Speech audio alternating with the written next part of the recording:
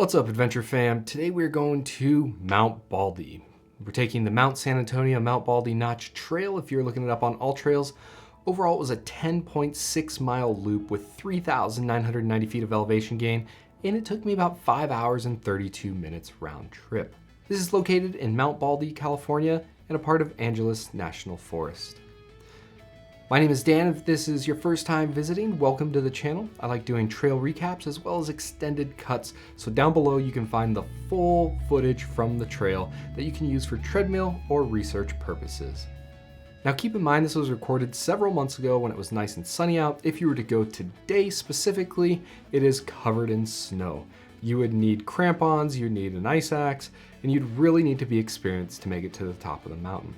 Even on a clear day, it's gonna test your skills. It's gonna test how much endurance and fitness you have to make it to the top. So please, before heading out to the trail, please make sure to research the trail conditions, that you have the proper gear, and if at this time the trail is right for you.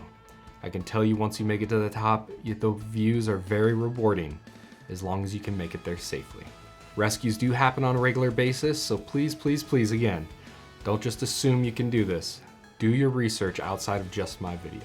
Parking is on Mount Baldy Road, and it's a combination of spots and parking on the dirt divides, and you'll need to make sure that you have an adventure pass. I'll add a link down below for further reference on that. At the trailhead before the fire road begins, there's only one bathroom.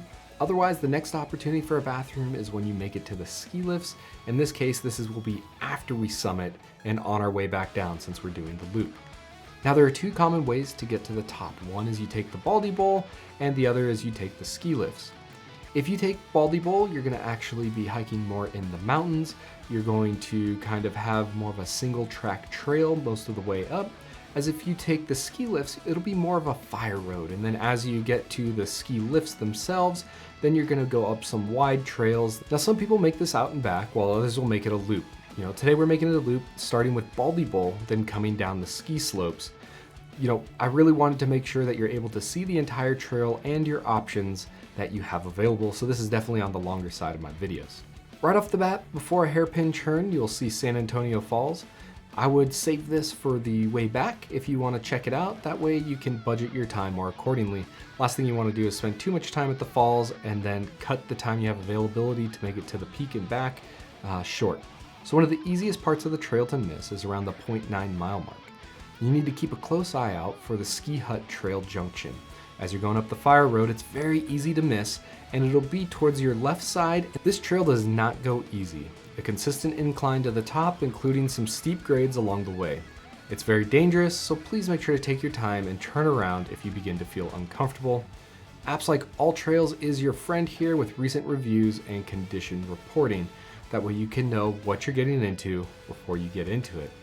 And something else we're going to want to keep track of is the weather. Like I mentioned at the beginning, it could be hot, especially being exposed, or it could be snowing and knee deep that you need to trek through. This is nothing you want to play around with, as rescues do happen regularly. Something notable on the way up, and you'll see lots of pictures, is the ski hut. A lot of people will actually take a break here. It's a great spot to sit with some viewpoints. If you play Pokemon, there's actually a Pokestop there, which I thought was pretty interesting. A little fun fact on the trail. After the ski hut, you're gonna cross Baldy Bowl before making the final push to the summit. At the top, there's amazing 360 views of the surrounding area. If you're continuing with the loop, you'll have a split in the trail. You can head straight down or make a short detour to Mount Harwood. In my opinion, you're already there, you might as well check it off the list. As you continue to the next notable spot in Devil's Backbone, there's a very narrow trail with a steep slope to the side. Many people fear this section. My first time I didn't realize until the way back that we had passed it. In the summer, if you take your time, it's very manageable, but in the snow, that's not my cup of tea and I wouldn't speak to it. I would just skip that portion of the trail or come back another time. Going down you would think is the easy part, but it's mostly losing all the elevation that you gained. And because it is steep, it's gonna take a toll on your knees if they're not conditioned. If you need to, bring extra support like hiking poles. Once you make it about halfway back on the second portion of the loop, you will hit the ski lifts. If it is open, you can get some food and drink, as well as use the bathroom, and you'll be presented with an important decision to make. Are you gonna take the lift down, or are you gonna walk the rest of the way? I've done both. In this video, I did not take the lift to show it. I wanted to make sure I could record it, but it's all fire road and nothing too spectacular. So at this point, if you want to bail and take the lifts down to save your knees in time, I think you've earned it. You already did all the hard work heading up the mountain.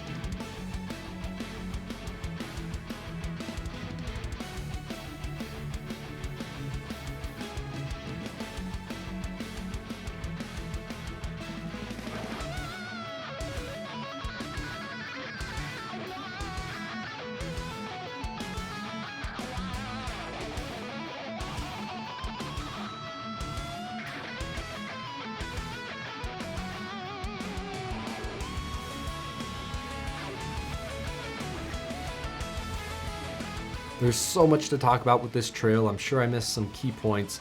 Please drop a comment down below with your advice and experience. I really want others to be able to learn from this. If you're looking for some inspiration, I'm gonna put a link down below to the Super Hiking Twins Instagram account. A couple of kids that are phenomenally well fit and experienced that have summited this mountain more than you can count. It's definitely inspirational to see them go through all seasons and make it to the top. I hope you found this video helpful. Like if you enjoy what I'm doing, comment down below on your favorite part or where you want to see next, and subscribe for future updates. Until next time, Adventure Fam, stay safe on the trail.